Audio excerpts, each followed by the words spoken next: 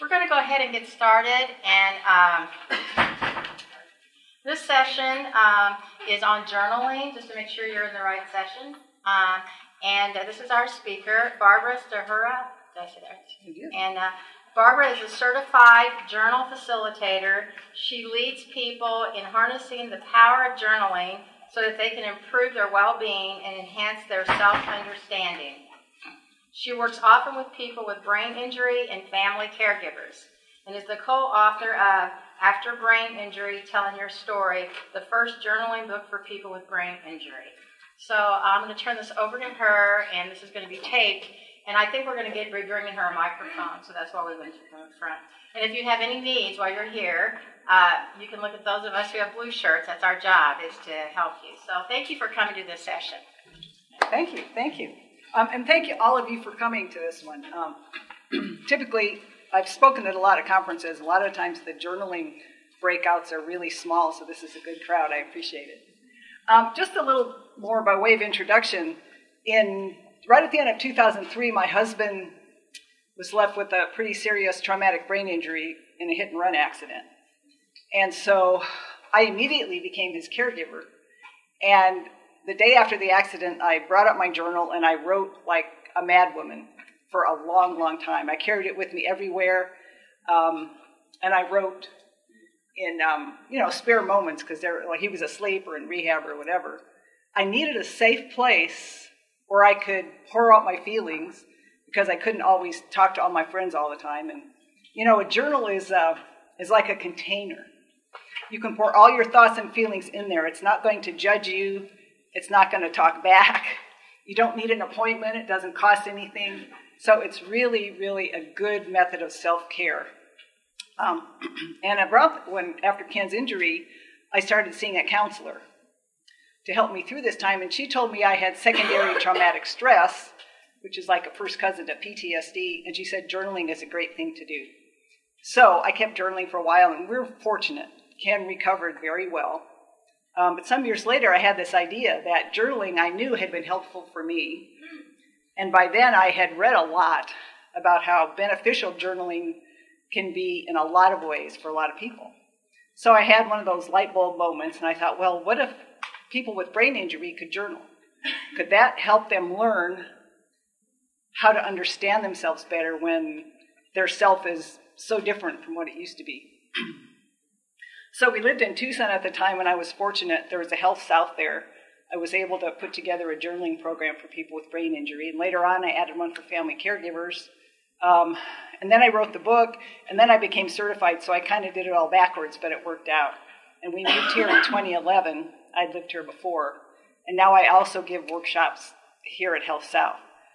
4 times a year, there's one for people with brain injury, and as the flyer you have says, there's also one for family caregivers. We just finished last night, and then we start up again in the middle of October. And you would all be welcome to come. They're free. Just bring a journal and a pen or a laptop, whatever you use. Okay. Does anybody here journal already? Or have you ever journaled, kept a diary? Good, okay. How many of you are professional caregivers? And how many of you care for a family member? Okay. And how many maybe are both? Okay. All right. So, I'm not a professional caregiver, so I don't know how that could be, but I would imagine it could also be stressful because you're always dealing with other people's traumas and heavy emotions. So, whatever kind of caregiver you are, whether it's for a family member or if you do it for your work, you need to find a way to take care of yourself. And journaling is an excellent way to do that. There have been probably about 300 studies since the mid-'80s about how writing about your thoughts and feelings can really be beneficial in a whole lot of ways, including a lot of physical benefits. As you can see, some of the benefits here come from journaling.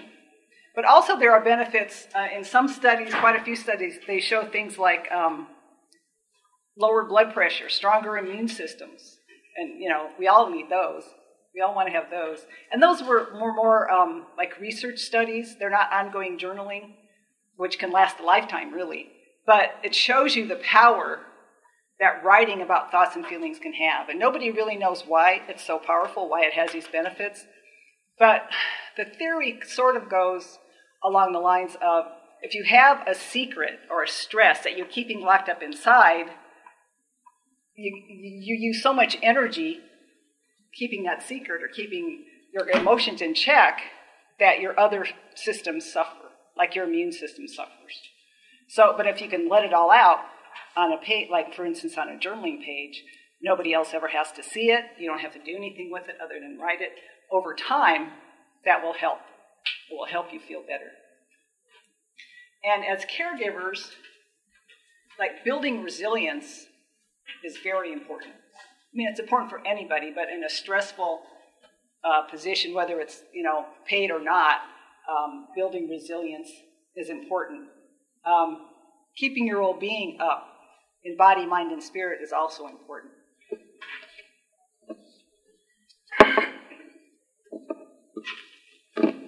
I love this quote from Susan Borkin. Somehow in the process of writing, something happens that makes broken pieces come together. I found that in my own life and in my groups for family caregivers. I think many of them have found it too. If you just think about something, our thoughts sort of run through our heads. They float in and out. We can't really hold on to them. But if you write them down, they become tangible. Like I said earlier, they're in this container of the journal. You can go back and reflect on them. And there's also something about the process of writing, the effect it has on our brains and our psyches, that it somehow changes the thoughts. And we have an opportunity to really look at our thoughts, literally, because they're on the page. And then that way, we can see trends over time. If you journal regularly, you see trends over time. You might say, well, I write about this all the time, and I don't think it's so good for me. Maybe I can change it. You might not notice that if you were just thinking about it. So what we're going to do today is I'm going to show you 3 journaling techniques. Now, of course, if you journal, you can just open your journal, pick up the pen, and start writing. You don't necessarily need a technique. But if you have techniques, that can make your journaling a little juicier. It can give you, sometimes you might be feeling like you really want to write, but you don't know how to start. It's kind of looking at a hello, kind of looking at a blank page, and you might be in confusion, all these thoughts going through your head, and you think, oh, how do I start? So this is what techniques can do. If you have a technique, it can help you get started. It can maybe give you a way to maybe discover more or explore what's going on for you in different ways. And as it says, you don't need to share it. As I said earlier, you don't even need to save it. Most people who write in a journal, they keep their journals. I know I've got journals going way back. But if you someday you write something that is very, very personal, and you don't want anybody to ever see it, tear it out.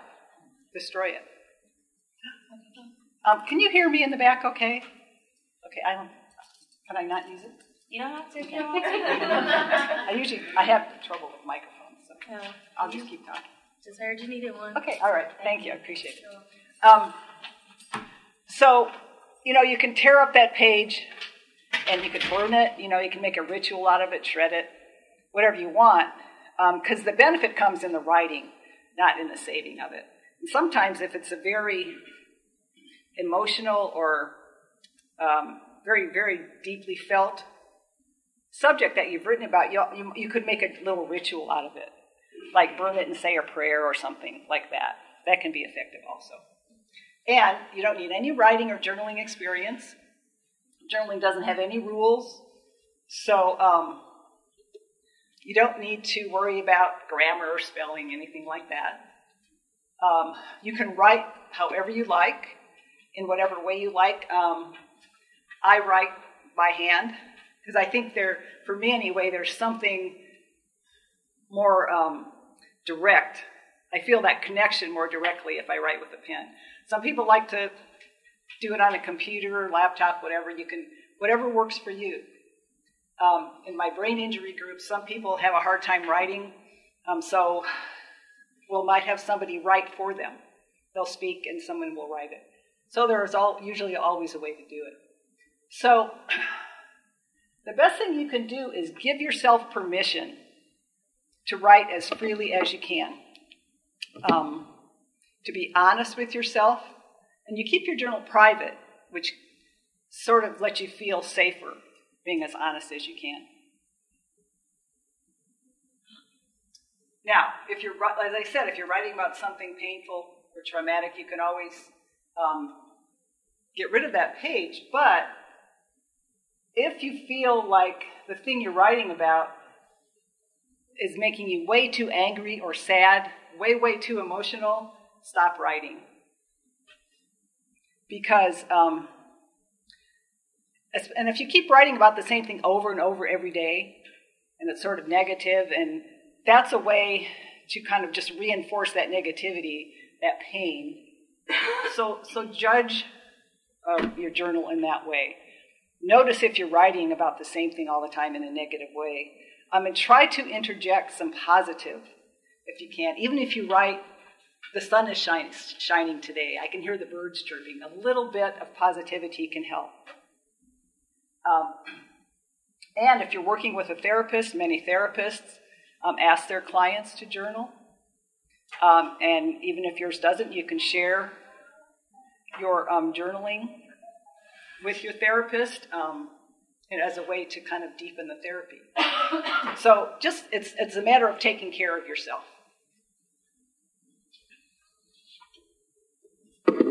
Okay, now you get a chance to write. And I'm going to keep track of the time, my handy-dandy timer. This is a real basic technique, a 5-minute sprint. And all it means is that you write for 5 minutes. It's really handy when you're overwhelmed or you don't have much time, or if you're really looking for some clarity and focus.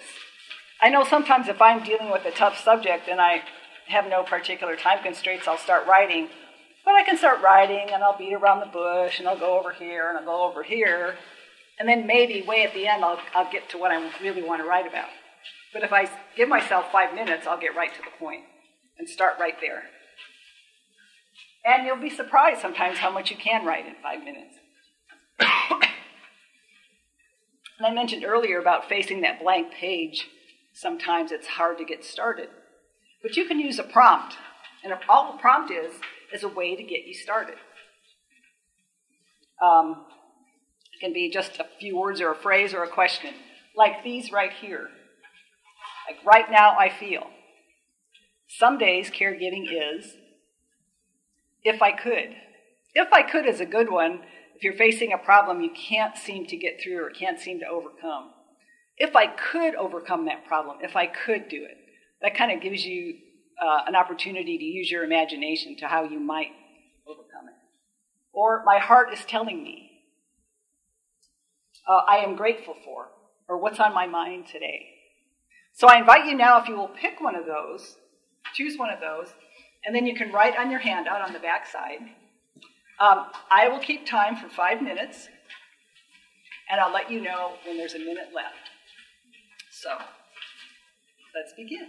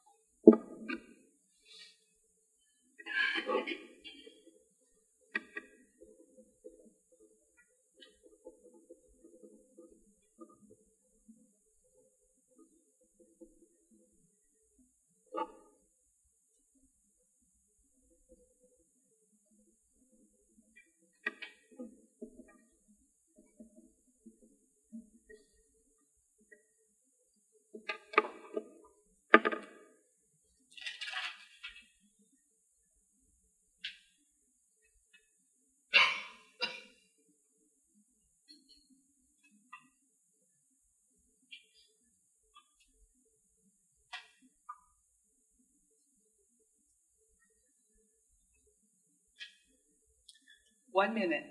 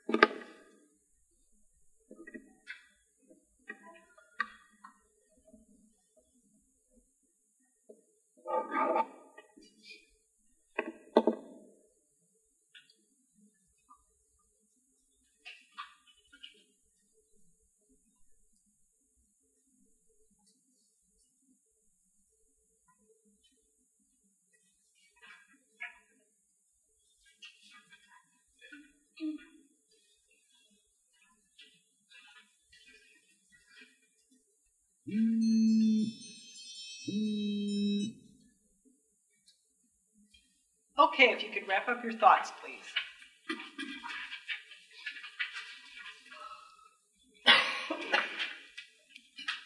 Sorry, I got a frog in my throat over lunch and it's still there. So, I have some. In my ongoing journaling groups, I always ask people if they want to share what they've written. Like for people with brain injury or family caregivers, it really helps them to connect with one another if they share. I always say that the writing that they do is for themselves, but then when they share, it does help them connect with other people. So I know most of you are strangers, but I'll just ask if anyone would like to share what they've written.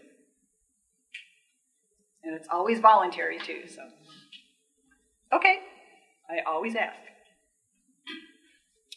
Here's a few more things about journaling. I said earlier that it has no rules, but I'd say if there is a rule, it is to date your entries. So if you keep a journal on a regular basis, please keep the dates, because otherwise you have no idea when anything happened. And today is August 13th, if anybody wants to date these. And if you haven't kept a journal before, you don't have to write every day. You've just seen that you can write for 5 minutes, and it's probably pretty effective. But of course, you can write for as long as you want. And even if you don't do it every day, try to do it at least several times a week. Keep a regular practice of some sort. Schedule it for yourself. Maybe you can connect it, like maybe you have a little time in the morning before you head out, or time in the evening. If you make it part of your day, it becomes more of a habit, like anything. Yes? This is probably really sort of a silly question, but I'm going to ask it anyway. Go right ahead. Do you feel that there's a difference between writing it, like writing it cursively, as opposed to going on a computer or an iPad? Because I do journaling every day, but it's on an iPad with gratefulness. And I'm wondering if there's a process in the brain, because when you type, you can do so much more. And I found myself, I'm not used to doing so much, or not used to writing so much. And so right. I guess I was wondering from a, maybe from an aesthetic or some kind of perspective, have you found that right. when you take the time to write it as opposed to typing it, are you more heartful, or is one more cognitive, or? If you didn't hear, and I'll repeat for the recording, she's asking if there's a difference when you journal, if you write by hand or if you do it electronically. And there is a difference in the brain. I'm not sure what it is. For me, I know it's a more, like I think I said earlier, a more direct connection. It's like from my head to my heart to the page.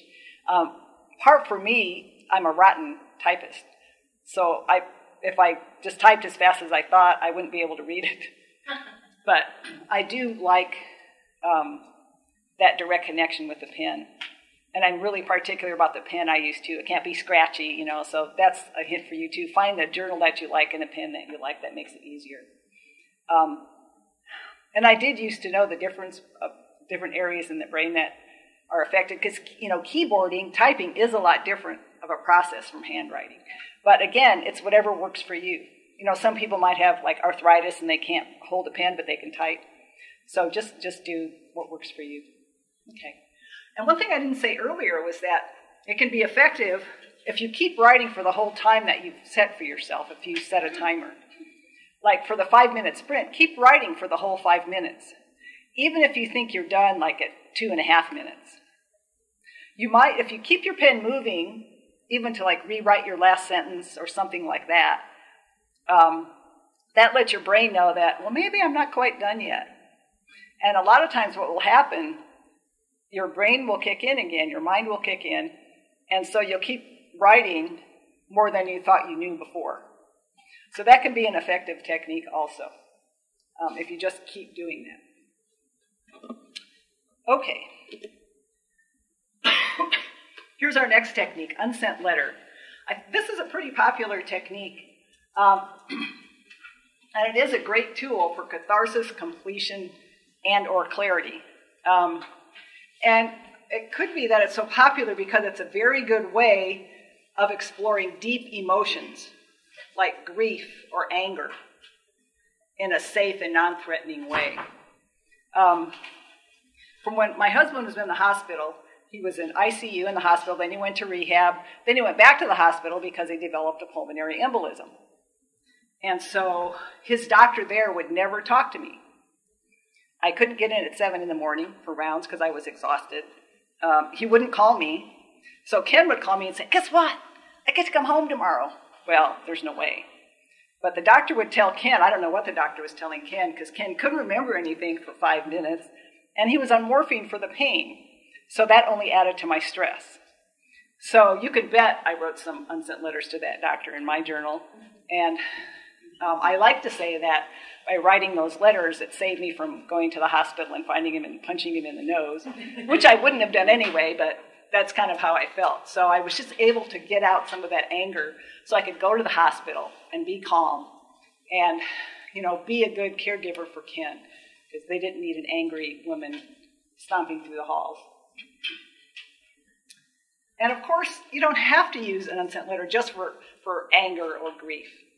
You can write a thank you letter to someone who's no longer in your life, or someone maybe who has died. If you want to talk to them, write them a letter. My dad died when I was 14. I've written letters to him over the years. Sometimes, if you're dealing with a conflict, you're in a conflict or a confusing issue with someone, write a letter to that person, and sometimes you'll be able to maybe figure out what's going on. Or you'll be able to calm down enough so that you can write a real letter to that person. Or maybe you'll have a starting point for a discussion. So this is a technique that sort of changes your perspective. Instead of just writing in general, you're writing to that person. Or it doesn't have to be a person either. It can be an illness or an injury. In my brain injury groups, I often ask people to write an injury to their brains. People with cancer or different illnesses can write to the illness.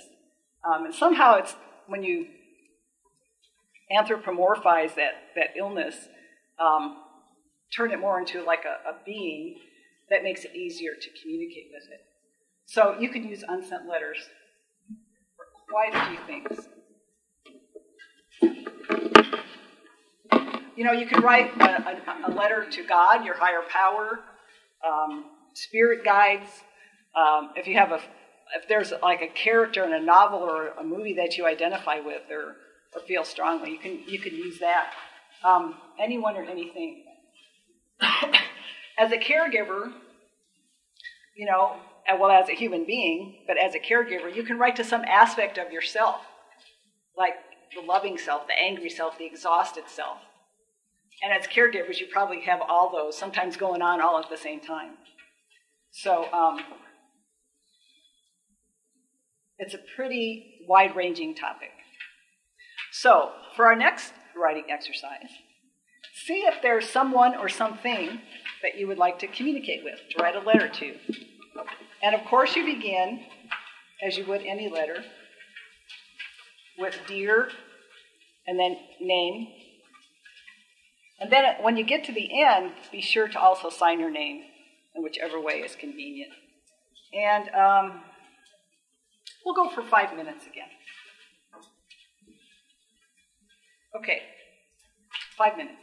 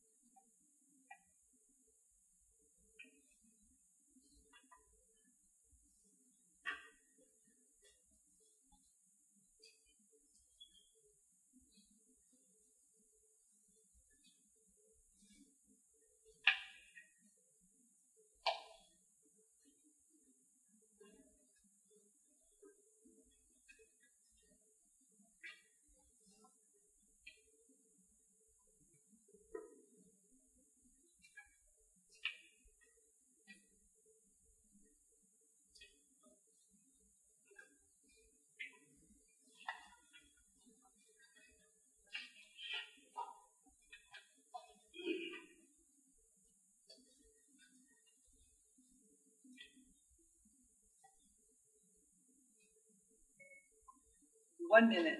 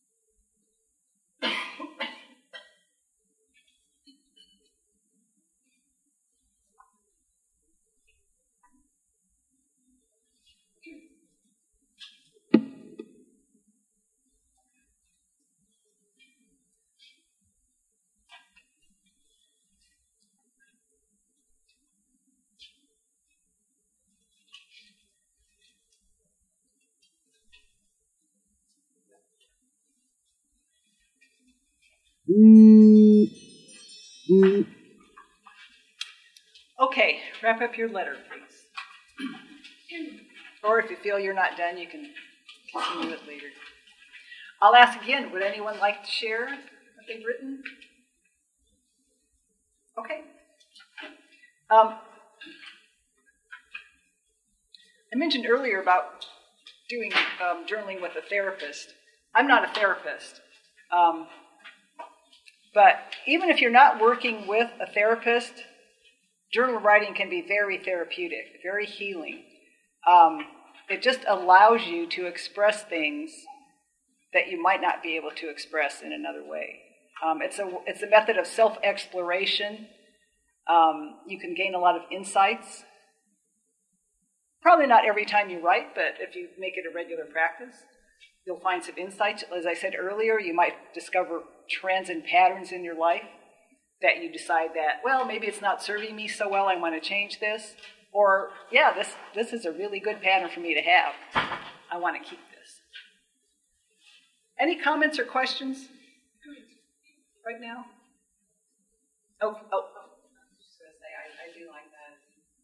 Identifying patterns of behaviors and different things, that's a great thing to work with. And especially because people have had a lot of trauma over the years. And maybe got a relationship after a bad relationship. Right. Characteristics. And over time, they kind of go, oh, yeah. I just broke up with that one and went with the next one. Right. And those kind of things, or, other negative behaviors. Right. Right. Being able to see it on paper. Exactly. When you see something on paper like that, patterns and trends in your life, it can really have a bigger impact. Like the things that Dan was talking about this morning, eating healthier, exercising. There are some studies that show that people who want to lose weight, not only keeping a food journal about what you eat, but if you write about how you feel when you really want to eat, that bag of Doritos is calling to you, what's really going on? Write in your journal a few sentences. Try to figure out what's going on.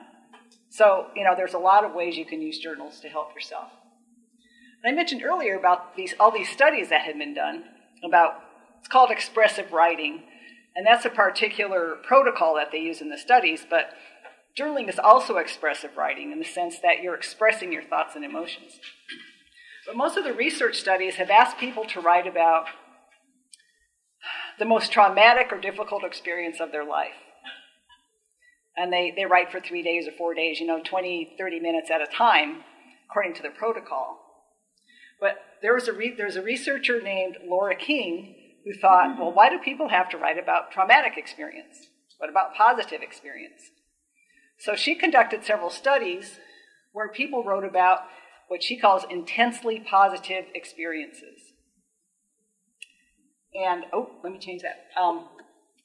So by writing about these experiences, people had the same benefits as the people who wrote about the traumatic experiences. So maybe it's just something in the writing or the expression by writing that has more to do with it than what you actually write about. But this point here is important. If you keep journaling over and over about a negative or a painful experience, what you're doing is reinforcing that. Rumination, it's called, or perseveration. You just keep going. It's like the tape loop in your head. You go around and around and around. If you're going to journal on a regular basis, try to keep more of a balance, or at least interject some more positive elements in there, at least from time to time. That will help. So, back to the intensely positive experiences. What the research has found... I was just going to... I didn't see that. Yeah. Oh, that's okay. I was just going to say, I've journaled since I was 10 years old. My grandpa would give me a journal every year, which was my favorite gift. And I wrote, and it's really fun to read back on my teen years especially. But then, as a young mother and pastor's wife, and being a pastor's wife can be an incredibly miserable experience. So, positive.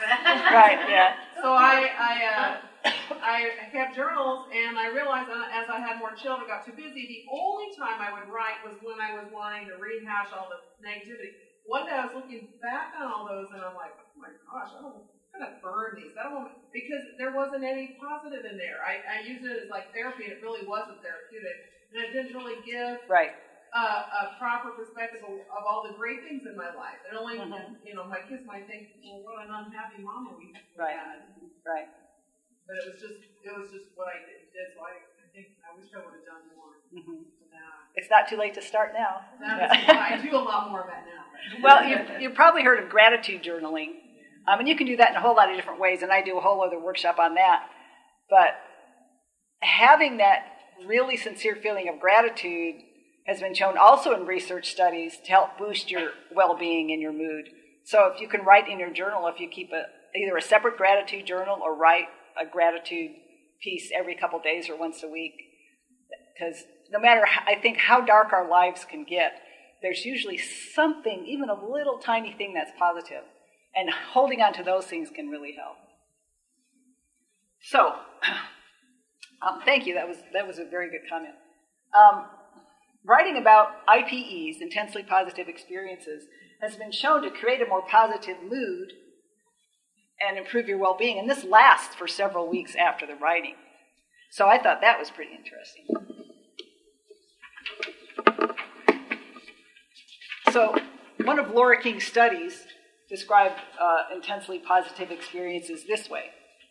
Think of the most wonderful experience or experiences in your life, happiest moments, ecstatic moments, moments of rapture, perhaps from being in love or from listening to music, or suddenly like being hit by a book or a painting or some great creative moment. Can you all think of an intensely positive experience you've had sometime in your life? Because that's what I invite you to write about next. And, you know, our bodies and our minds are not separate.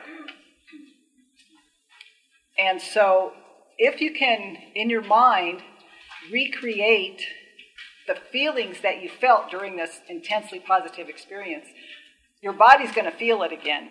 That helps to uplift you. So, and when you write about an IPE, try to re-experience and write about the emotions you felt. You know, the sensory detail, like the sky was so blue and the breeze was through the trees, or just whatever, however that experience went. In as much detail as possible, try to relive it, and then see if you feel any differently when you're done writing. Okay, shall we go? We'll do 5 minutes again.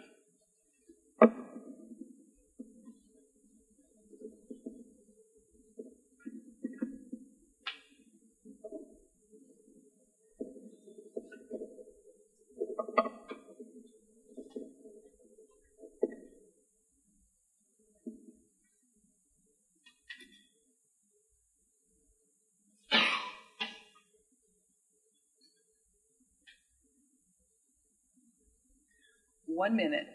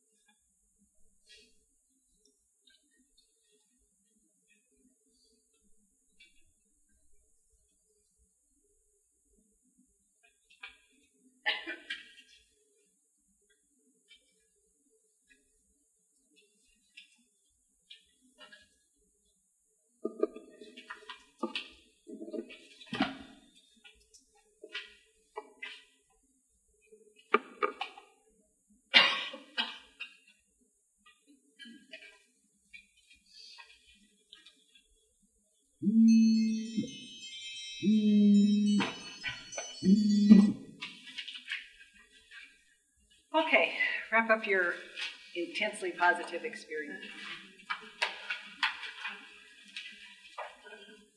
One interesting thing to do sometimes when you're journaling, especially if you're not feeling so great when you sit down, is just write 3 words describing how you feel,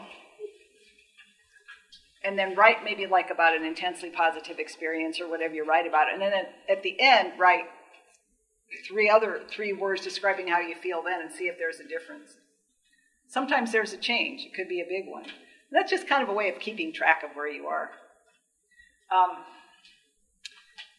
And you're all caregivers of one sort or another in the room here. But know that journaling can be about anything. It doesn't just have to be about caregiving issues. And whatever you write about when you are a caregiver, it will help. Because there is more to life than caregiving, even if sometimes it feels like there's not. But if you write about different aspects of your life, you get kind of a broader picture of what's going on. And then you can hone in on those areas where you feel like you really need to do some self-exploration. Any comments or questions so far? Okay, because we're just about done. I just want to mention, I forgot earlier, the original researcher who started all this research into expressive writing, his name is James Pennebaker, Pennebaker, and he's got a tremendous website, if anybody wants to look, and several books, where he really explains about writing about emotions and how it helps. An interesting thing, though, is that he's not a big fan of journaling, like long-term journaling, but that's fine, He says when he does journal, he tends to do it only when he's kind of in a slump or having a bad time. So there's a difference there with his work and what the journaling community does. But even so, his research is really fascinating. These are just some journaling resources. The first one, Kathleen Adams, she is my journaling teacher and mentor.